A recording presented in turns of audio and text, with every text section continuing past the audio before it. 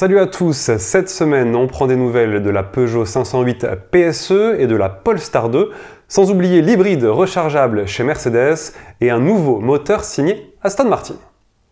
On commence avec Peugeot qui livre de nouvelles photos de la 508 PSE, toujours camouflée, mais pour la première fois sur la route. Rappelons qu'il s'agit d'une version sportive et hybride rechargeable de la berline familiale.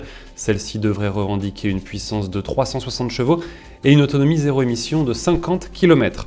La nouvelle Peugeot 508 PSE sera présentée officiellement sur le prochain mondial de l'automobile au mois d'octobre 2020. Alors que bon nombre de constructeurs ont suspendu leur production à cause de l'épidémie de coronavirus, Polestar entame quant à lui celle de la Polestar 2. L'assemblage a lieu dans l'usine de Luqiao en Chine, à près de 900 km de Wuhan. Les premiers exemplaires de la petite berline électrique de 408 chevaux seront livrés sur une poignée de marchés européens dans le courant du premier semestre 2020. Malheureusement, pour le moment, aucune date d'arrivée sur le marché français n'a encore été annoncée. Chez Mercedes, après les classes A et classe B, c'est désormais au tour des GLA, CLA et CLA Shooting Brake de recevoir une variante hybride rechargeable EQ Power. Les trois modèles compacts badgés 250E développent une puissance de 218 chevaux. Techniquement, le bloc 4 cylindres 1,3 litre est associé à un moteur électrique, à une batterie lithium-ion de 15,6 kWh et à une boîte double embrayage à 8 rapports.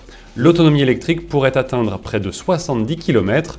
L'ouverture des commandes devrait avoir lieu dans le courant du printemps.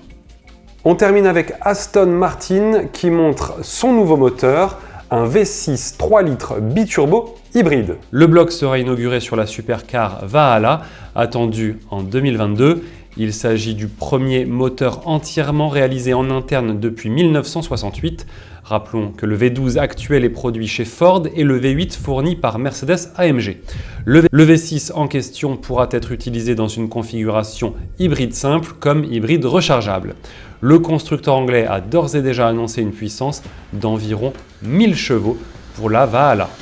Merci de nous avoir suivis, bon courage à tous et à la semaine prochaine.